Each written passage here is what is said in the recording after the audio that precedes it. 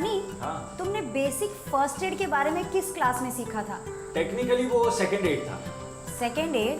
हाँ, क्योंकि मेरे पेशेंट को मेरे फ्रेंड ने पहले। पेशेंट? Victim you mean? नहीं, तुम होती तो विक्टिम होती। एनीवे। हाँ, तो मैं ये कह रहा था कि मेरे पेशेंट को मेरे फ्रेंड ने पहले ही एंटीसेप्टिक लगा के, रुई लगा के सब कर दिया था। मुझे सिर्फ बैंडेज बांधना रह गया था, तो अब वही हुआ ना यार, सेकंड एड हुआ ना। इनको छोड़िए, पर इंडिया में कई सारे ऐसे स्कूल्स हैं जो अपने स्टूडेंट्स को न सिर्फ बेसिक फर्स्ट एड में एजुकेशन दे रहे हैं, बल्कि मेडिकल सेक्टर में वोकेशनल ट्रेनिंग भी दी जा रही है। और ये सब पॉसिबल हुआ है मैक्स हेल्थ केयर और हरियाणा गवर्नमेंट के यूनिक कोलैबोरेशन से।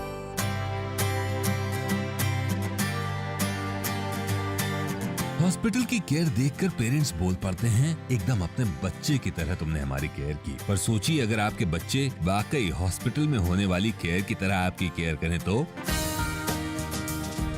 अब सोचने तक ही नहीं, इसे संभव कर दिखाया Max Institute of Health Education and Research ने। हरियाणा सरकार, भारत सरकार की national vocational education qualification framework के तहत 49 स्कूल्स में vocational education health care introduce किया है। तो इस प्रोजेक्ट के अंतर्गत Max Institute of Health Education and Research, Mehar skills academy ऐसे 17 स्कूलों में वोकेशनल एजुकेशन ट्रेनिंग इम्प्लीमेंट कर रही है।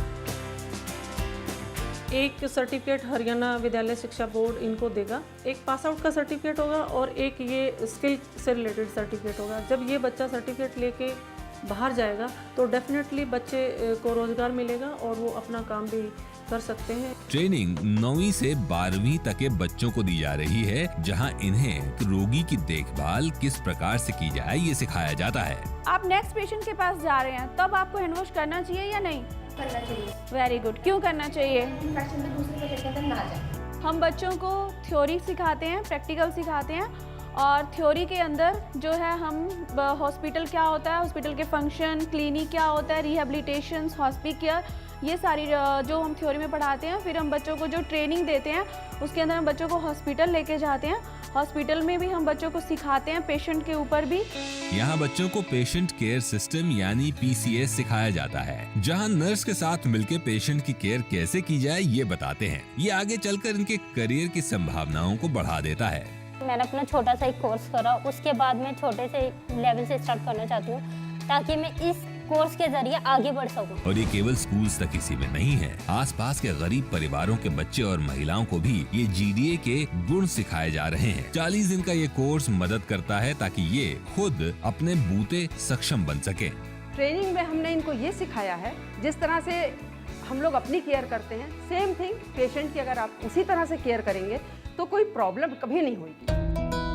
इन स्टूडेंट्स और महिलाओं ने कभी नहीं सोचा था कि मेडिकल सेक्टर ट्रेनिंग के माध्यम से ये अपने करियर प्रॉस्पेक्ट को नई उड़ान दे सकते हैं। खासकर महिलाओं के लिए मेडिकल सेक्टर बहुत अच्छा है, क्योंकि केयर करने की उनकी नेचुरल टेंडेंसी की इस सेक्टर में काफी जरूरत होती है, और साथ ही साथ अपने लिए सम्मान के साथ करियर भी बना पाती हैं।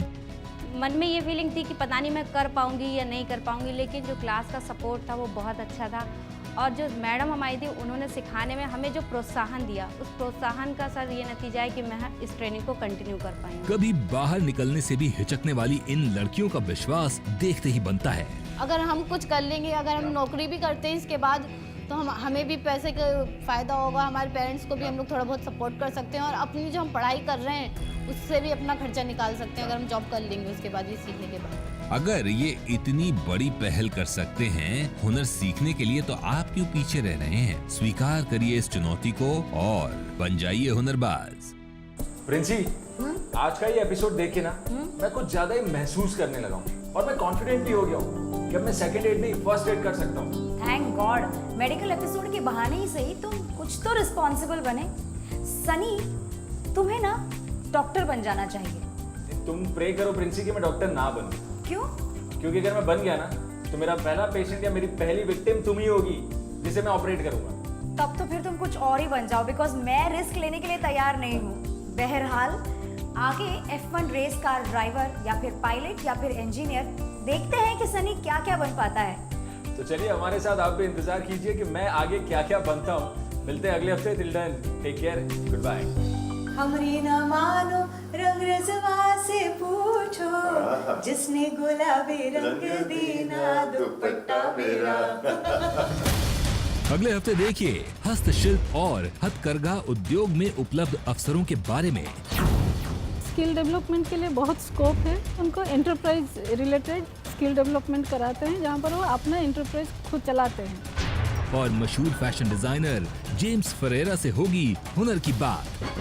How with technology we can improvise what we have. हुनर तो आप में बहुत है, पर थोड़ा आपको दूसरी चीजें लाने पड़ेंगी। और देखिए रोमांच और उतार चढ़ाव से भरपूर 2 जबरदस्त मुकाबला हुनरबाजी का। गलतियां भी हो रही हैं, नर्वसनेस बहुत ज्यादा है, जहां हुनरबाजों के हुनर के साथ साथ भावुकता भी बह चलेगी।